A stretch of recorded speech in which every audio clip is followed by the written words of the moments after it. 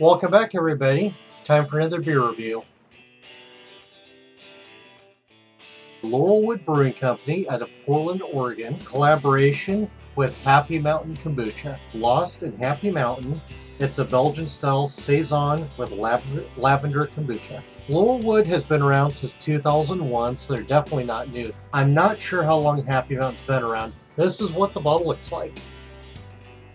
Kind of nice little graphics there. It's, some lavender leaves and just black and purple graphics. It's simple but nice. There's a story in the back here I'll read briefly.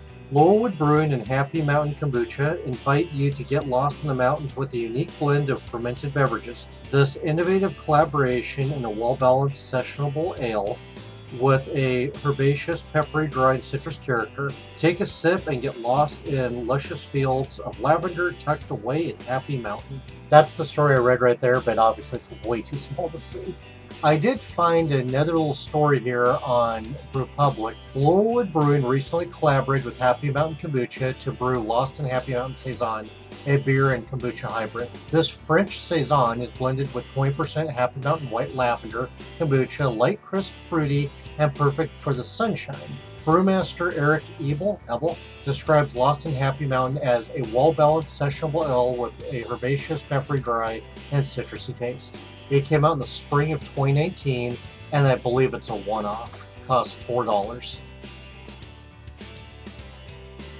They generally have a base malt using Pilsner. Base malts are primarily to give fermentable sugars. Pilsner malt is a straw color, gives fermentable sugars, sometimes some sweet, toasted, or bread cracker flavors. There's typically some wheat in it, which will also give sweet notes and some wheat flavor. Victory or Vienna or a bready malt such as biscuit or melanoidin.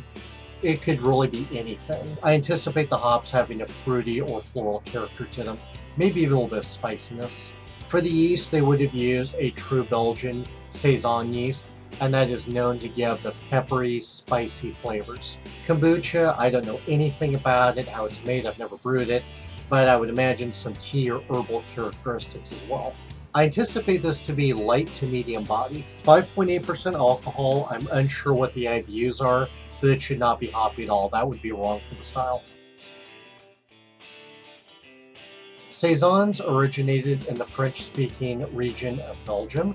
Orange or golden color, I've seen them both clear and very cloudy. They are all ales, so they use top fermenting yeast, and the yeast is primarily where the notable flavors of the pepper and spice and sometimes fruity come from. They ferment at warmer temperatures than a lager.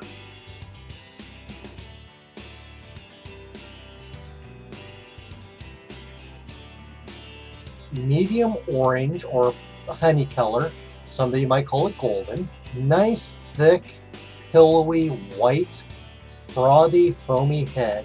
Fairly cloudy. That's going to come from a low to medium flocculating yeast. This beer was not filtered. You can tell that there's no sediment in the bottom, nothing really floating in it.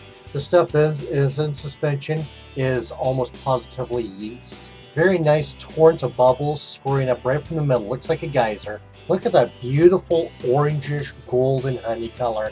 That is so nice. I'm getting a little bit of sweet herbal tones. That could be from the kombucha and from the yeast. Some spiciness tickling my nose. I don't get any lavender. No peppery notes yet. There is a subtle soft fruitiness in there. Very pleasant.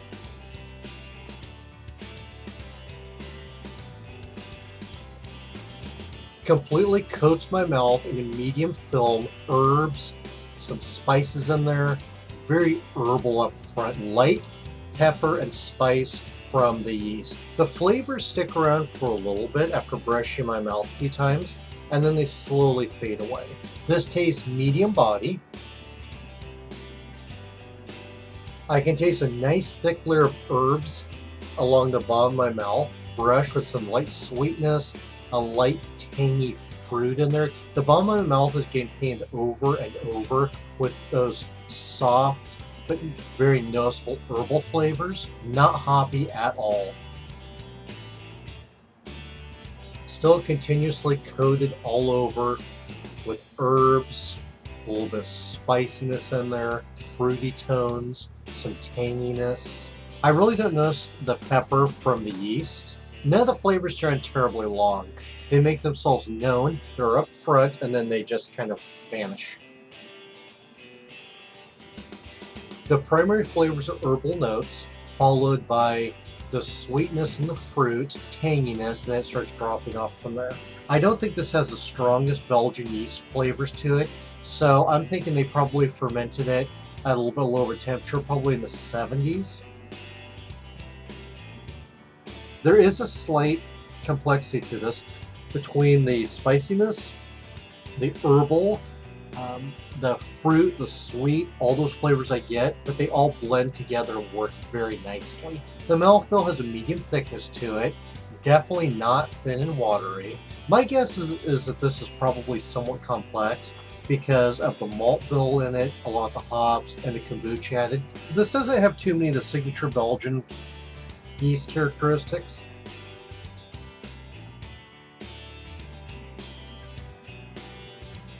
Opening up and covering my entire mouth. There's a little bit more on the bottom though. Peppers and a little bit of spicy in there, and that herbal, that gentle sweetness in the background.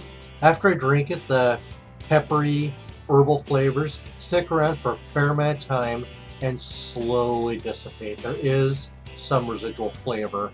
It tastes closer to a full body out of the glass. There's a very light citrusy, tangy note in the background.